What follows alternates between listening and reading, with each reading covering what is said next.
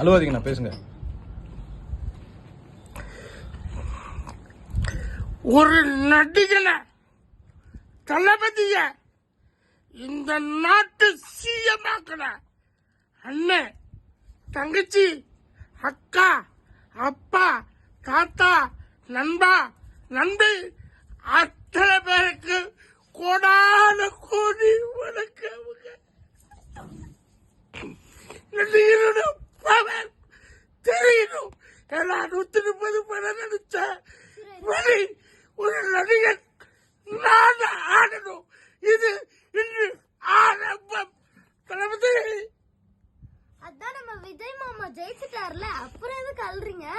இனி ஜெயிச்சது மட்டும் பத்தாது, மக்கள், நம்முடைய மக்கள் ஒவ்வொருவரும் காப்பாற்றப்படுவார்கள்.